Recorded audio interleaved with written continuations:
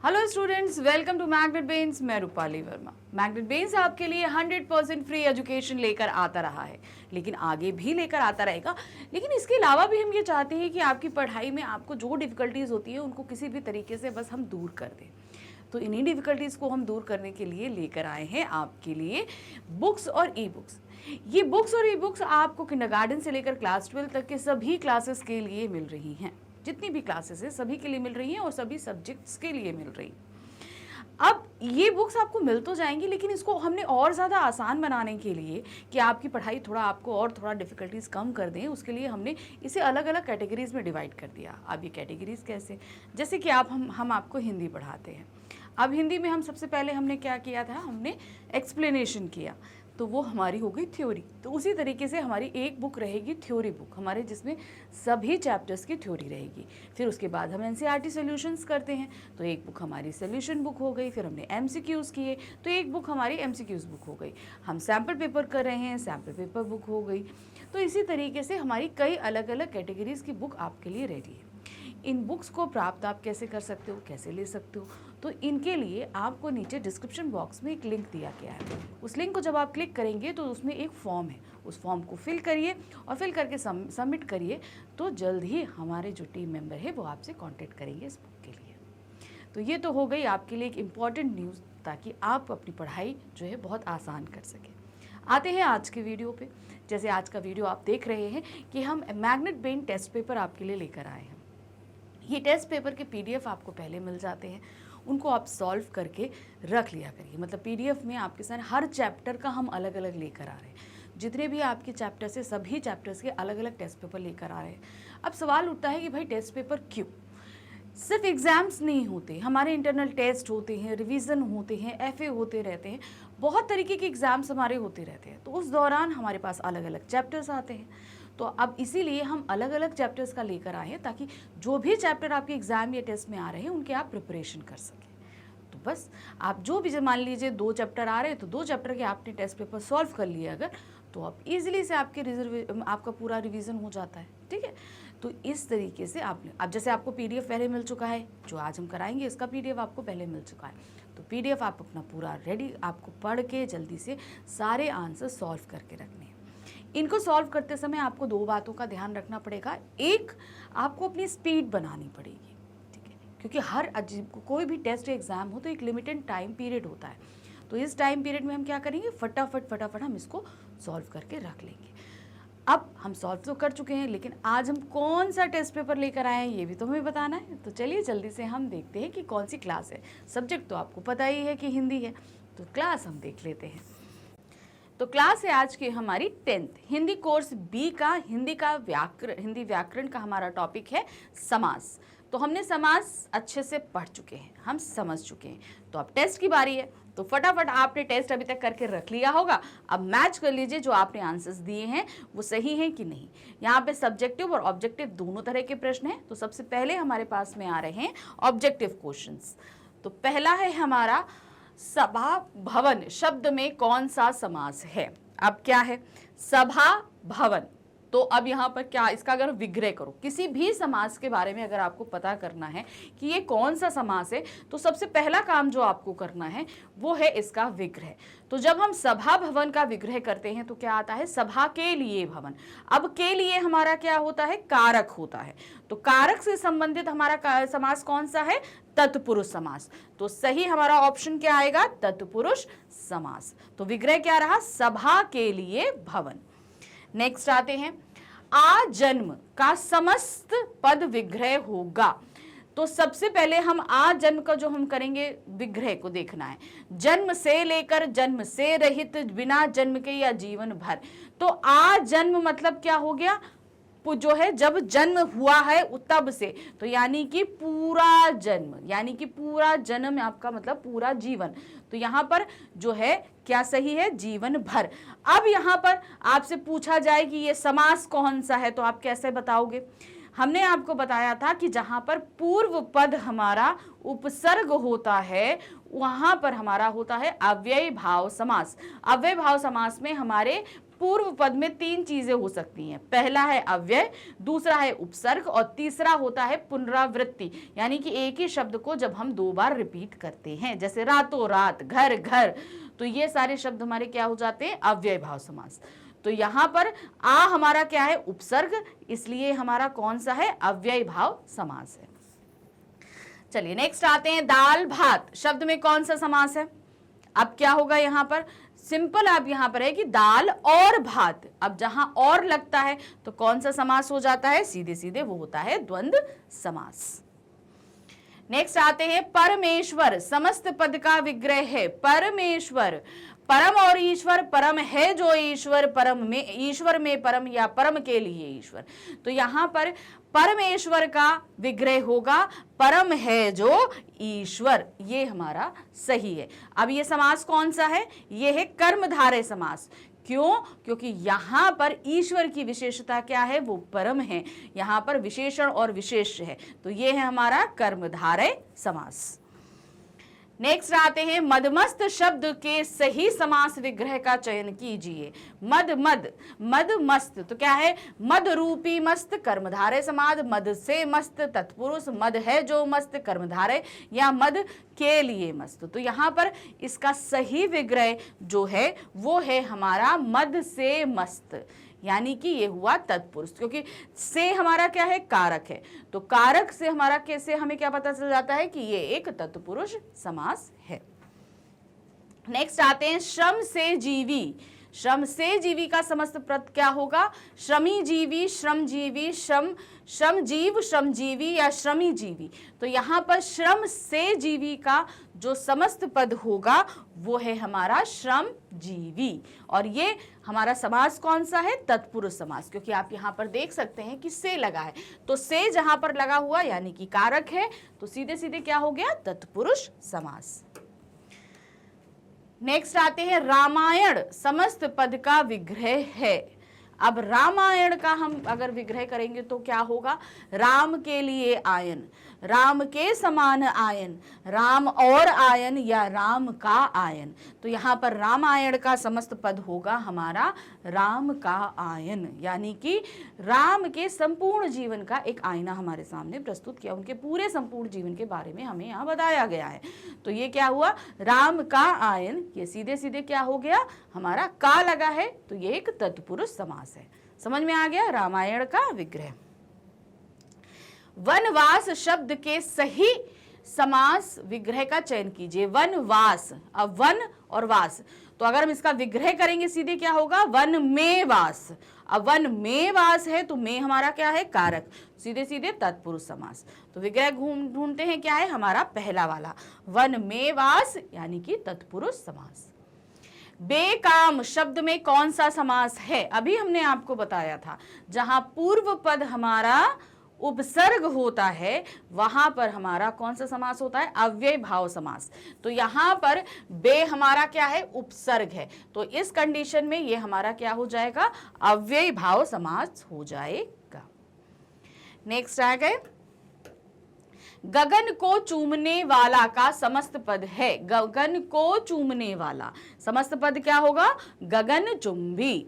तो सही क्या है, देखिए यहाँ पर गगन चूमी, गगन चुंबी, गगन चुम्मी या गगन चूबी। तो सही क्या है हमारा यहाँ पर, खा वाला, गगन चुंबी।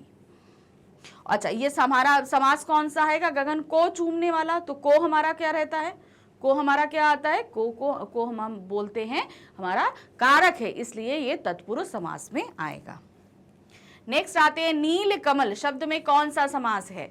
नील कमल, नीला है जो कमल, तो यहाँ पर कमल की विशेषता क्या है, वो नीला है, नीला है जो कमल, और ये हमारा कौन सा समास हो गया, जहां पर एक विशेषण और विशेष रहता है, जहां पर उत्तर पद हमारा प्रधान होता है और वो एक हमारा विशेष होता है, वहां पर हमारा होता है कर्मधारय समास। तो सही हमारा यहाँ क्या है, कर्मधारय समास। विग्रह हमने आपको बता दिया, नीला है जो कमल। नेक्स्ट आते हैं तीन आंखें हैं जिसकी अर्थात शिव का समस्त पद है। तीन आंखें हैं जिसकी अर्थात शिव, क्या हो जाएगा, त्रिनेत्र, त्रिलोचन। अब यहां पर हमने बता दिया क्या, त्रिलोचन। अब ये समास कौन सा है, जहां पर दोनों ही पद गौड़ होते हैं मगर तीसरा पद जो है वो प्रमुख पद बन जाता है, उस जगह हमारा होता है बहुव्रीहि समास। तो यहां पर 3 आंखें हैं जिसकी अर्थात शिव, ये है त्रिलोचन, और ये हमारा समास है बहुव्रीहि समास। अब है शरणागत शब्द के सही समास विग्रह का चयन कीजिए। शरणागत यानी शरण में आया हुआ, शरणागत मतलब शरण में आया हुआ। अब में होने के कारण क्या हो जाएगा, वो एक कारक है, तो ये बनेगा तत्पुरुष समास। देखिए यहां पर क्या है, शरण में आया हुआ तत्पुरुष समास, तो सही है। देखिए क्या है, शरण में आया हुआ। नेक्स्ट आते हैं, हाथ से लिखित का समस्त पद क्या होगा। हाथ से लिखित यानी क्या हुआ, हस्तलिखित। क्या है, हस्तलिखित। तो सही हमारा यहां पर आ रहा है गा, हस्तलिखित। अब हाथ से लिखित, तो से लगा होने के कारण यहां पर ये क्या है, कारक है, ये हुआ तत्पुरुष समास। नेक्स्ट आते हैं, देव मूर्ति शब्द में समास है। क्या है, देव मूर्ति। इसका सबसे आप समास ढूंढने के लिए हमें पहले विग्रह करना पड़ेगा, तभी आप समास ढूंढ पाएंगे कौन सा है। देव मूर्ति अर्थात देव की मूर्ति या देवता की मूर्ति, तो यहां पर की होने के कारण क्या हो गया, कारक है, तो ये तत्पुरुष समास है। अब यहां से प्रश्न संख्या 16 से हमारे पास सब्जेक्टिव प्रश्न शुरू हो रहा है, यानी कि प्रश्न दिया है और फिर इसके उत्तर हमको लिखने हैं। पहला प्रश्न आ रहा है सब्जेक्टिव का और प्रश्न पत्र का 16वां प्रश्न है, समास विग्रह किसे कहते हैं स्पष्ट कीजिए। सबसे पहले आपको बताना है समास विग्रह किसे कहा जाता है। समस्त पदों को अलग करने की विधि को समास विग्रह कहते हैं, यानी कि जो समस्त पद यानी कि समास जो होते हैं उनको हम अलग अलग करते हैं, वो हमारा क्या, वो उस विधि, वही विधि ही हमारा क्या कहलाती है, समास विग्रह। तो यहाँ पर जैसे है कृष्णावतार, तो यहाँ पर ये हमारा क्या है, समस्त पद है। कृष्णावतार हमारा क्या कहलाता है, समस्त पद। समस्त पद कह लीजिए या समास कह लीजिए या आप सामासिक पद बोल लीजिए। तो इन तीनों को ही हम जानते हैं, ठीक है। कहीं क्वेश्चन पूछ लिया जाए सामासिक पद क्या होते हैं, तो सामासिक पद ही समास कहलाते हैं और समास ही समस्त पद कहलाते हैं। ये तीनों एक ही चीज है, कंफ्यूज नहीं होइएगा। और ये हमारा क्या है, ये आ रहा है हमारा समास विग्रह, ठीक है। जब हमने इनको अलग अलग किया तो ये क्या कहला दिए, समस्त विग्रह, समास विग्रह, ठीक है। समस्त पद विग्रह कह लीजिए, सामासिक विग्रह कह लीजिए या समास विग्रह कह लीजिए, तो ये हमारा होता है। तो समास को हम 3 नामों से जानते हैं, कंफ्यूज बिल्कुल भी नहीं होगा कहीं पे भी अगर आपसे क्वेश्चन पूछ लिए जाएं। नेक्स्ट क्वेश्चन है, अव्ययभाव समास को स्पष्ट कीजिए। अब अव्ययभाव समास क्या होता है आपको यहाँ बताना है, तो पूरी डिफिनेशन हम बताएंगे। क्या दिया है, जिस समास में पूर्व पद प्रधान हो वह अव्यय हो तथा उसके योग से समस्त पद भी अव्यय बन जाए, उसे अव्ययभाव समास कहते हैं। अब इसको ध्यान दीजिएगा, यहाँ पर सबसे पहले हमें पता है कि समास के 2 पद होते हैं। जैसे कि हम यहाँ पर पहला हमने क्या बोला, पहला पूर्व पद का मतलब होता है पहला पद हमारा अव्यय हो। तो यहाँ पर क्या है, जैसे हमने बोला यथा शक्ति, ठीक है, यथा शक्ति, ठीक है। अब यहाँ पर यथाशक्ति में यहाँ जो यथा है ये हमारा क्या है, ये अव्यय है, ठीक है।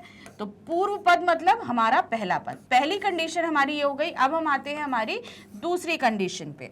दूसरी कंडीशन में अव्ययभाव समास के अंदर आता है जहां पूर्व पद उपसर्ग हो। जैसे हमने बोला था, अभी हमने पढ़ा था बेकाम, तो बेकाम में हमारा क्या है, पूर्व पद बे जो है ये हमारा क्या है, उपसर्ग।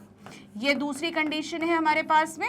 अब एक तीसरी कंडीशन हमारे पास में आती है जहां पर पुनरावृत्ति रहती है, एक ही शब्द की पुनरावृत्ति हो। जैसे हमने बोला रातों रात, रातों रात, या बोलिए घर घर, ठीक है, घर घर।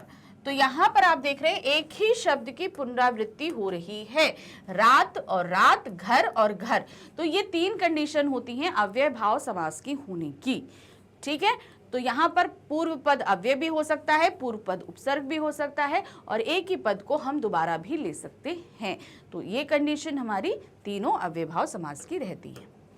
चलिए नेक्स्ट आते हैं, अव्ययभाव समास में किस पद की प्रधानता होती है?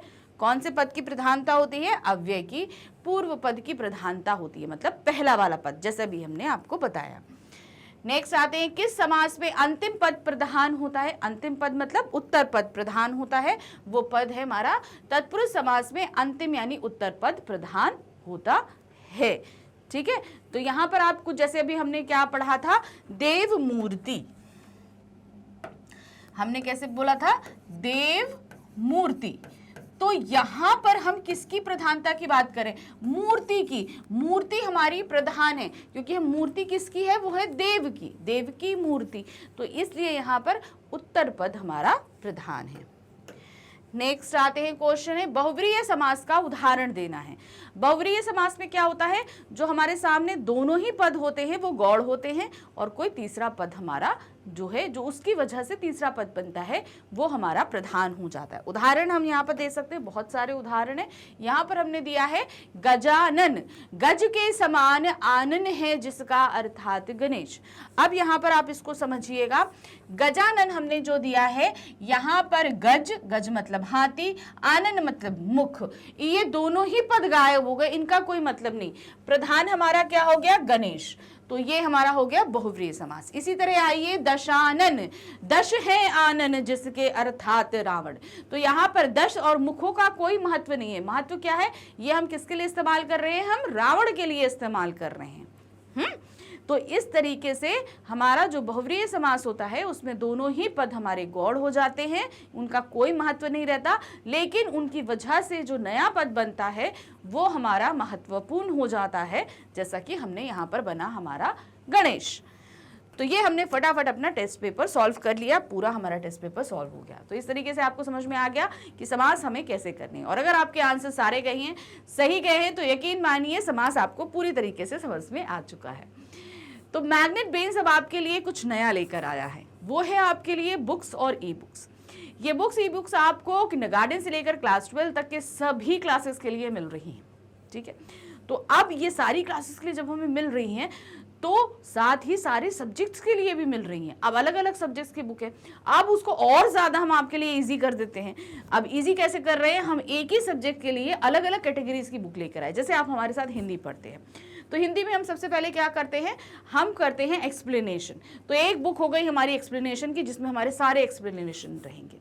फिर उसके बाद हम क्या करते हैं? NCERT solution. उसके बाद हम एक हमारी बुक हो जाएगी एनसीईआरटी सॉल्यूशन बुक हो जाएगी। फिर उसके बाद हमने एमसीक्यूज किए, तो एक बुक हमारी एमसीक्यूज की। इस तरीके से अलग अलग कैटेगरी की बुक आपके पास, हमारे पास है। अब इसे आप प्राप्त कैसे कर सकते हैं? नीचे डिस्क्रिप्शन बॉक्स में एक लिंक दिया गया है, उस लिंक को क्लिक करिए। क्लिक करते एक फॉर्म सामने आएगा, उस फॉर्म को फिल करिए, सबमिट करिए, हमारा एक टीम मेंबर आपसे कांटेक्ट करेगा। ठीक है, तो इस तरीके से आप इस बुक को प्राप्त करके भी अपनी पढ़ाई बहुत अच्छे से कर सकते हैं। आगे अभी और टॉपिक है, साथ रहिएगा। Thank you for watching, bye bye.